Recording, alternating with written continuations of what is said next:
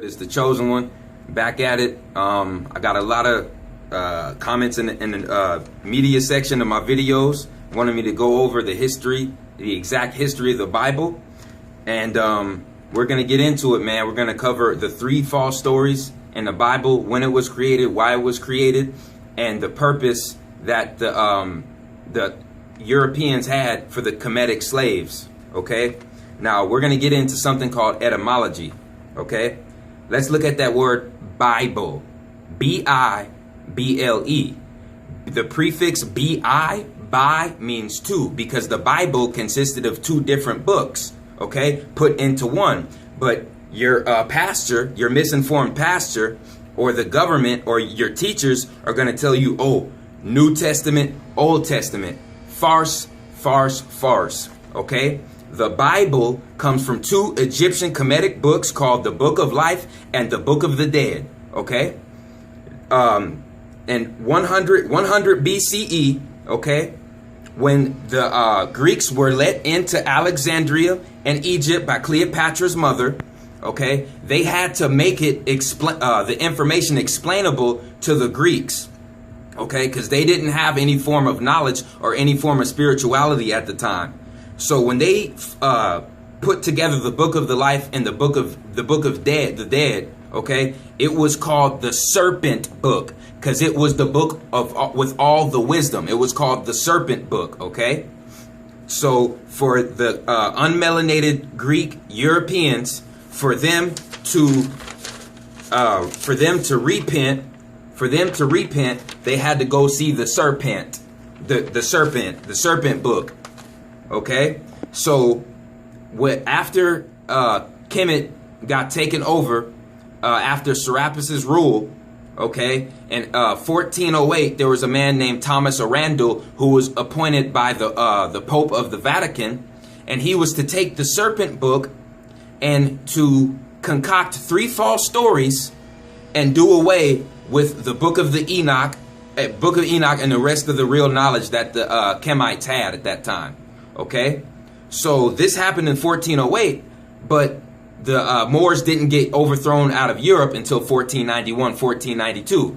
So these Europeans and the Vatican were concocting a plan to overthrow the Moors for 100 years, people. Everything these people do is always 40, 50, 100 years in advance. It's a chess game, people. It's not checkers. Okay?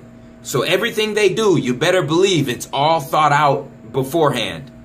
So basically every 26,000 years, okay, the Elohims and the Anunnaki would get together and write in the Book of Life and the Book of the Dead which souls were appointed to rise to the higher realms and which souls failed in their lifetimes and would have to keep reincarnating stuck in 3D.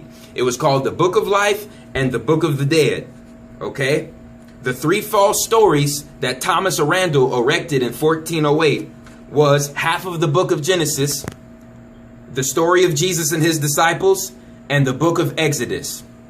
Okay? The story of Genesis took us away from the motherly principle and spirituality and told us that Eve came from a man's womb and that the woman was less than the man. But like I told you in my earlier videos, okay, it's the opposite. The man comes from the woman. The word woman means the beings that wombed man. Okay, we have a deformed chromosome to make us a male.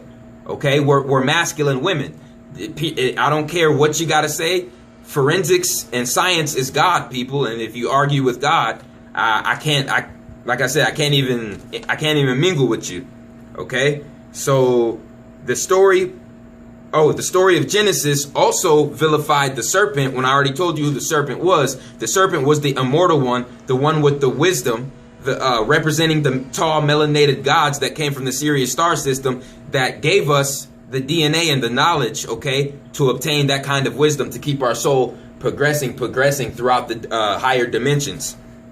So Exodus was the next false story. Basically, that's really simple. They wanted to vilify the Kemites, so the slave descendants of the Kemites would never want to be able to go back into their history and to find out who they really were. because every single church and every single pastor and all of these so-called gurus and leaders always try to refer to Kemet and Egypt as evil satanic sorcery, and to stay away from it. You got to stay away from it, okay? And we all know that is a farce, man. There's scientists, biologists, archaeologists who've already proved that there is 0.0 evidence of any Jewish slaves in Egypt, okay? There was no homosexuality, same-sex shit going on in Kemet, okay, until goddamn the Ptolemies came over there, okay?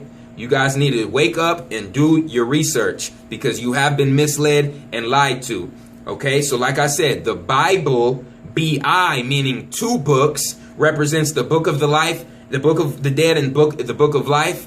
And Revelations, it says that when the Elohims come back, they're going to have the book of life and the book of the dead. And if your name isn't in the book of life, you're going to be reincarnated over and over and over again, people. So Revelations is mostly true. So like I said, your false stories in the Bible are the half of Genesis, the story of Jesus and his disciples, and Exodus. And all of that was to detach us from Mother Nature, detach us from the serpent wisdom, okay? And to detach us from our Kemetic ancestors and our Kemetic history, man. Okay? So that about sums it up, man. If you guys got any more questions, just hit up the comment section. Like, subscribe, man. It's the Chosen One, man. I'm out.